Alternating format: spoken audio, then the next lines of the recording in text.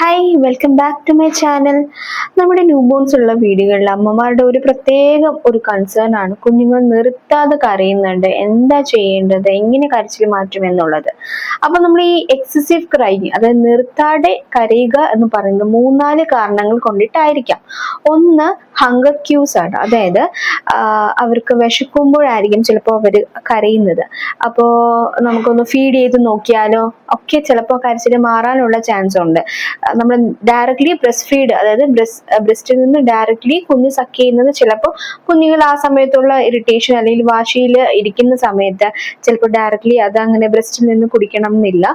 So ആ സമയം നമുക്ക് പാല് എക്സ്പ്രസ് ചെയ്ത് ഗോകർണത്തിൽ ചെറിയ സ്പൂണിൽ കുഞ്ഞുങ്ങൾക്ക് കൊടുക്കാനായിട്ട് ട്രൈ ചെയ്ത് നോക്കുക. രണ്ട്, നോസ് ബ്ലോക്കേജ് ആണ്, അതായത് ചില കുഞ്ഞുങ്ങളിൽ മൂക്കടപ്പ് നന്നായിട്ടുണ്ടാവും. അപ്പൊ ആ സമയത്ത് കുഞ്ഞിന് അറിയില്ല വായിലൂടെ ശ്വാസം എടുക്കണം എന്നുള്ളത്. അപ്പൊ ആ ഒരു ഡിസ്കംഫർട്ട്, ആ ഒരു ബുദ്ധിമുട്ട് വരുന്ന സമയത്ത് കുഞ്ഞുങ്ങൾ നിർത്താണ്ട് കരയാനുള്ള ചാൻസസും കൂടുതലായിരിക്കും. മൂന്ന്, നമ്മൾ പറയുന്നത് ഗ്യാസ്ട്രിക് ഇഷ്യൂസ് ആണ്, അതായത് വയറിൽ ഗ്യാസ് തങ്ങി നിന്ന് കുഞ്ഞുങ്ങൾക്ക് ഡിസ്കംഫോർട്ട് വരുന്നത്. അപ്പൊ ചിലപ്പോൾ ഈ പച്ചില മരുന്നുകൾ, ഒരമരുന്ന്, അങ്ങനത്തെ സാധനങ്ങൾ ചിലപ്പോൾ കുഞ്ഞുങ്ങൾക്ക് കൊടുക്കുമ്പോൾ കുഞ്ഞുങ്ങളിൽ വയറിൽ ഗ്യാസ് ഫോം ചെയ്യാനുള്ള ചാൻസസും കൂടുതലായിരിക്കും.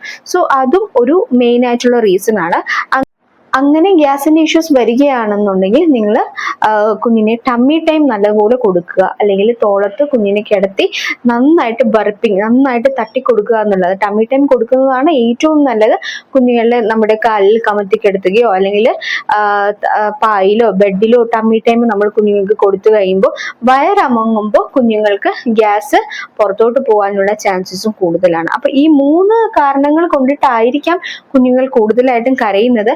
പിന്നെ വേറെ വരുന്നത് നമുക്ക് ഈ പറയുന്ന പോലെ എന്താ പറയുക, ഫീവറോ അങ്ങനെ എന്തെങ്കിലുമൊക്കെ ആണെന്നുണ്ടെങ്കിൽ കുഞ്ഞുങ്ങൾ നോർമലി ഡിസ്ട്രാക്റ്റഡ് ആയിരിക്കും, അല്ലെങ്കിൽ റെസ്റ്റ്ലെസ് ആയിരിക്കും, അവർക്ക് ഫീഡിങ് പ്രോപ്പർ ആവാൻ ചാൻസ് ഇല്ല. സോ അങ്ങനെയൊക്കെ ആണെന്നുണ്ടെങ്കിൽ നമ്മൾ ഡോക്ടറിനെ തന്നെ കൊണ്ട് കാണിക്കേണ്ടത് അത്യാവശ്യമാണ്.